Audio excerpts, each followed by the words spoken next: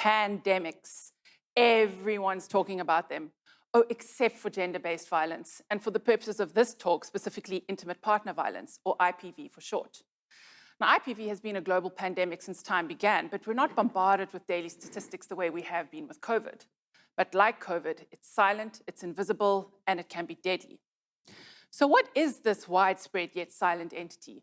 Well, it's the intentional perpetration of harm towards someone you're supposed to love the most. It can happen in any kind of intimate relationship. It can happen to men, women, or any gender identity, but it's most often perpetrated by men. This is something that is more common than HIV, diabetes, and hypertension. So yes, we'll have that chat now.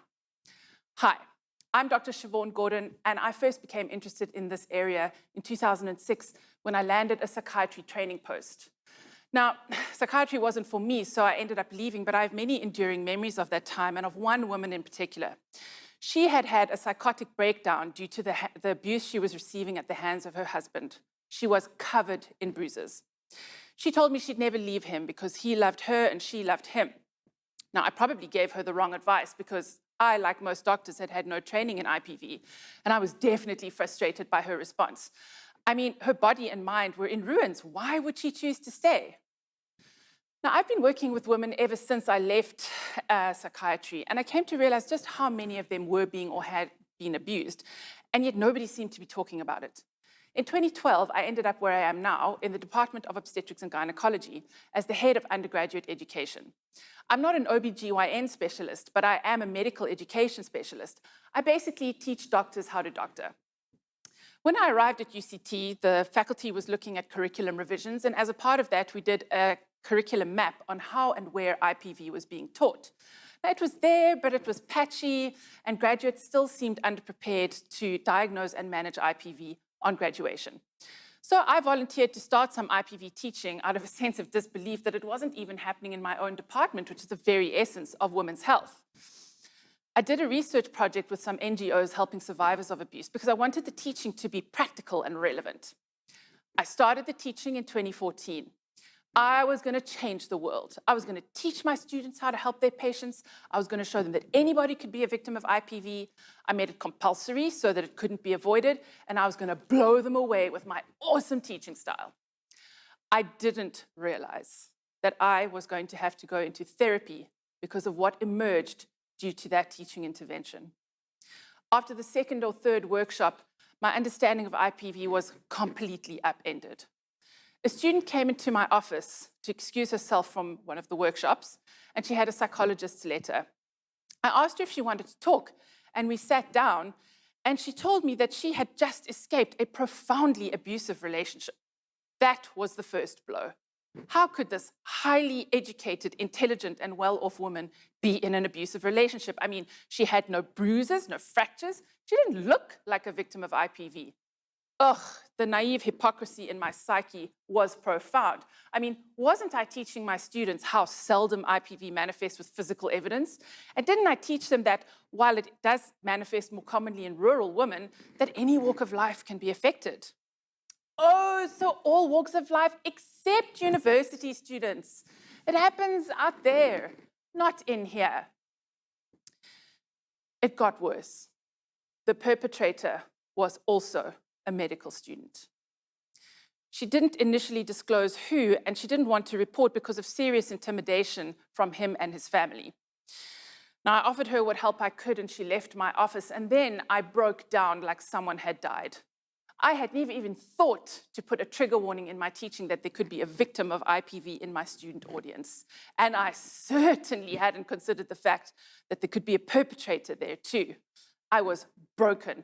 I mean, what about all their teaching about ethics and compassion and human rights? How could there be a perpetrator in a caring profession? I needed therapy to help process that, and because I rapidly became an unintentional entry point for students needing help with IPV. Just about every time I run this workshop, which is 10 times a year now, a student will come to me with their own or a loved one's experiences of IPV. Their rapes and sexual assaults, strangulations at the hands of a boyfriend, gaslighting and extreme intimidation, being held at gunpoint, their mother's repeated violent assaults, Their sister's relentless stalking by an ex. Twice, I had to get the faculty to swap students to different groups as survivors came face to face with their perpetrators in the classroom, and those perpetrators were also medical students. And let me tell you something, they didn't look like perpetrators. So why continue along this path if the personal cost was so great? Well, I was getting excellent feedback from students, so that was something. And I also wondered to whom all of my survivor students would have gone if not to me, so continuing seemed like the right thing to do. But perhaps the most compelling reason was that if I, someone who had researched IPV, studied it, if I could be so shocked that my students could be victims and perpetrators because they didn't look like victims and perpetrators, then probably most other people around me had IPV all wrong too. And I felt a sense of responsibility to set that record straight. And so I dug deeper. And I came to truly understand the nature of IPV. And so now I teach people that IPV is about the person next to you, in class, on the taxi, at the family function, because far more often than not, you will be next to someone who is being or has been abused, and you wouldn't have a clue because, and this is the kicker, people, IPV is a psychological crime. That is why we are not bombarded with daily statistics. There is nothing to see if you are not trained to look. It's about control, coercive control, to be exact. A perpetrator may never need to lift a hand for a victim to know that leaving could be a death sentence for her and or her children, and she's right, because 3/4 of intimate femicides happen at or around the time of leaving. A perpetrator may never need to lift a hand because words and threats and daily distraction of the victim's self are enough to keep that person towing the line. And it's often when those threats to the victim, her parents, her children, the pets are no longer enough to keep her under control that physical violence first manifests. And that could be years down the line. And let's be clear, physical violence seldom exists without psychological harm, and it's those psychological scars that are going to take much longer to heal. The best description I've read of IPV names it intimate terrorism, and that is exactly what it is. Now, my experience of my survivor students has vastly improved my teaching. With permission, I use some of their stories in my current teaching, and the students sit there gaping at the story of someone who could quite literally be sitting next to them. I fire those trigger warnings beforehand, and we all sit there with the pain and discomfort, because for me, it is worth it. And it's been worth it for many of my graduates who write to tell me they are using the skills I taught them, and they are helping victims of IPV. So maybe we are changing the world, grain of sand by grain of sand. However, what I am doing shouldn't have to be done. We shouldn't need to be learning about IPV because it shouldn't ever be happening. And so, what to do? Well, we know a lot about why IPV does happen, but I want us to think a little bit about why IPV doesn't happen. I've often wondered why, given the birth of IPV, I have never experienced it myself. Yes, I am white, I'm privileged, I'm educated, but my whole talk has just been about how that is not enough. There is no combination of demographics that can prevent one from becoming a victim. So why haven't I experienced IPV? I think the answer is quite simple. My dad, a widowed single parent, raised me to be an autonomous feminist. I remember an exceedingly cringe-worthy moment after I had started my period where he sat down on the couch next to me and mumbled something awkward about if I needed the pill, he would make it happen. Ooh. I didn't need the pill for quite some time to come, but I realize now that he was giving me and only me permission to be in control over my sexual and reproductive health. Now, how radical is that, people? I mean, my dad is a boomer. He also said repeatedly that I didn't need a man or marriage because I was going to rock the world on my own 2 feet. Moreover, he said, even before I had a boyfriend, he said, if he ever hits you, I'll kill him. That's actually a highly sanitized version of what he really said, and I think he meant it. Now, obviously, I'm not endorsing any kind of violence, but I am endorsing the raising of children to know their own self-worth. I'm also not saying that my survivor students have been badly raised or unloved because I don't know that, and it would tend towards victim blaming. All I can do is reflect on my own upbringing and think about how to apply that to the next generation. And I say that as the mother of a 3-year-old girl.